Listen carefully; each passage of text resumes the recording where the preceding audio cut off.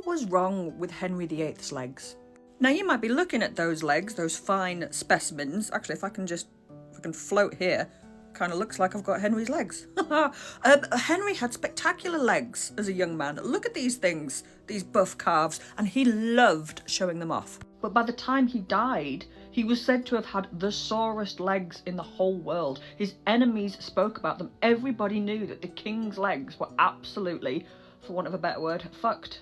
So what was wrong with them? So the first thing you need to know about Henry VIII is that as a young man in his 20s, he was hot. There's no other way to describe him. He was well over 6 foot. He was auburn in colour. Even people who don't like this guy are forced to concede, Jesus, he's really good looking. He was also a fantastic sportsman. He loved sports. He was such an athletic guy. If there was a sport going, he was going to have a crack at it. And he would have played sports all day, every day, if he could. It was wrestling or tennis or hunting or jousting or whatever it was. He absolutely loved it. So he's burning calories. He's burning calories all the time, leading to a fine figure of a man in his youth. So what went wrong?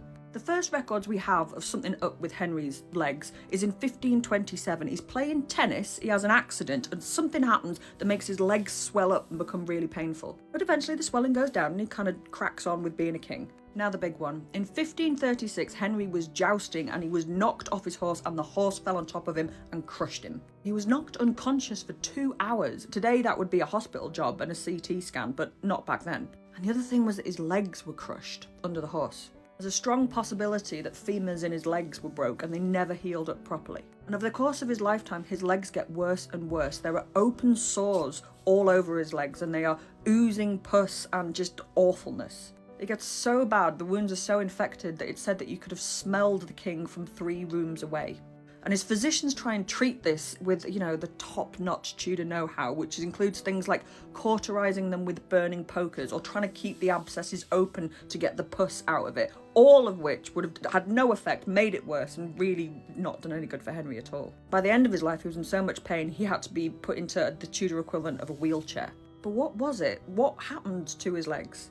It has been suggested that he had syphilis. That's a really popular explanation for why he was covered in these sores, but we can rule that one out because Henry's health is spectacularly well documented, and nowhere in any of the records does it say that he was treated with mercury. And he's the king. He would be treated with the best cure for syphilis, which it wasn't, but they thought it was. He would definitely have been treated with mercury, and he wasn't. And there's all kinds of explanations, but here's the one I quite like. So this paper, published in 2009, suggests that Henry's legs was the result of deep vein thrombosis, which might actually have been caused by those garters that he tied really tightly around his legs because he wanted to show off his calves. And that might actually have triggered deep vein thrombosis. Back to that paper. So right below me, severe venous hypertension may therefore have resulted in ulceration, and the untreated compound fracture from his jousting accident may result in diffuse infection with cellulitis, osteomyelitis, and deep abscess formation. And here is a picture of the progress of venous insufficiency to venous ulcers, which is probably what he was suffering from.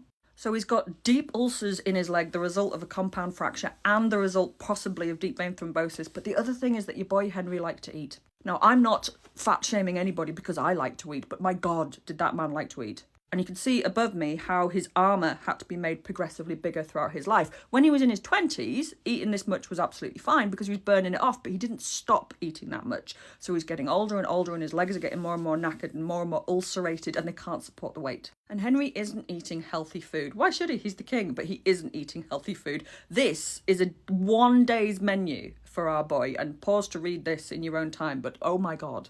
When he was a young man, he weighed about 15 stone, which is 210 pounds. And when he died, he weighed 28 stone, which is 395-ish pounds. So he was a big lad.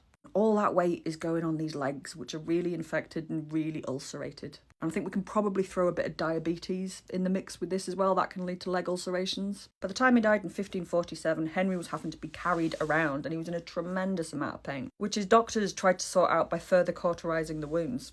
All of this came together to produce a very, very painful death. And there's something horribly ironic in the fact that it might have been his desire to show off his beautiful legs that had caused all the trouble in the first place.